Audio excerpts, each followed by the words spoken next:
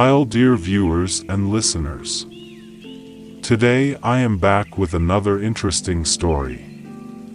After traveling for days through different countries, I arrived in Belgium, the next stop on my journey.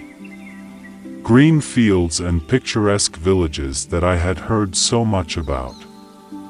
The air felt different here, crisp and inviting, like freshly baked waffles. When I reached my destination, I was greeted by the soft hum of conversations in French and Dutch, blending seamlessly with the rhythm of the bustling streets.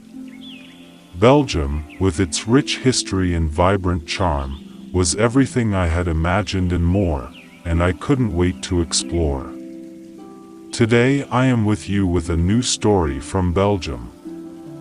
I hope you enjoy it. Before starting, subscribe to my channel and turn on the bell to be notified of the next stories. The Legend of the Silver Stag. Long ago, in the heart of Belgium, nestled between the dense forests and rolling hills of the Ardennes, there existed a village so small that its name had faded from the maps of the world. This village, however, was a place of great mystery, for it was believed that the forest surrounding it was enchanted. The villagers spoke of creatures and spirits that roamed the woods, both benevolent and mischievous, keeping the balance between the mortal world and the magical realms. In this village, there lived a young woman named Elara. She was a humble healer, known far and wide for her wisdom with herbs and potions. But what made Elara truly special was the golden necklace she wore, a gift from her grandmother, a keepsake passed down through generations. The necklace, embedded with a single, polished silver leaf, was said to hold the blessing of the ancient spirits of the forest. The elders often whispered that the necklace would one day lead Elara to a great destiny. One evening, as the amber light of dusk filled the sky, a traveler arrived at the village, weary and worn from a long journey. His clothes were torn, his face covered in a thick beard, and his eyes held a deep sorrow. His name was Lorien, and he carried with him a tale of tragedy. His homeland had been struck by a terrible curse, and his people were falling into a deep, unshakable sleep, their bodies frozen as if trapped in time. Lorien had heard rumors of a mystical creature known as the Silver Stag, a beast so rare that only a few had ever laid eyes upon it. The stag was said to possess the power to break curses and heal the most grievous wounds. Desperate to save his people, Lorien sought out Elara, believing that her connection to the forest spirits might guide him to the stag. Elara, though hesitant at first, agreed to help. The forest is a dangerous place, she warned. It tests those who enter, and not all who seek its help return unchanged. But Lorien's plea touched something deep within her, and so she gathered her herbs and potions, and together they ventured into the forest under the light of the full moon. As they journeyed deeper into the heart of the Ardennes, the trees grew taller and the shadows longer. The air was thick with an ancient magic that hummed in the very soil beneath their feet. Strange creatures watched them from the underbrush, their eyes glowing faintly in the moonlight.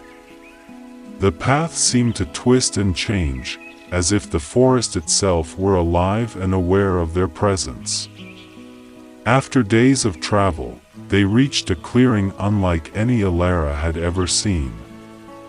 At the center of the clearing stood a great oak tree, its bark shimmering silver under the moon. And there, standing majestically beneath its branches, was the Silver Stag. Its coat gleamed like starlight, and its eyes, deep and knowing, seemed to peer into the very soul of those who looked upon it. Lorien, overwhelmed by the sight, fell to his knees. "Please," he whispered, "I beg you. Save my people." The stag regarded him for a long moment, then turned its gaze to Alara. It spoke, its voice like the rustling of leaves in the wind. "The curse upon your people is one of sorrow and loss, and only the purest of hearts can lift it. But you must first prove your worth." The stag stepped forward and lowered its head, revealing a single, silver antler. "A price must be paid," it continued. "One life for another, one sacrifice to restore balance." Alara's heart tightened, and she glanced at Lorien. He, too, understood the meaning of the stag's words. The curse could only be broken if one of them offered their life in exchange for the healing of the others. Without hesitation, Alara stepped forward. "I will offer myself," she said, her voice steady. "My life can be the price, for I have lived in peace and health. It is my people who need the cure more than I." The stag's eyes softened, and it lowered its head in acceptance. "Your selflessness is a rare gift. But remember, true sacrifice is never without cost." With a final nod, Alara knelt beside the stag.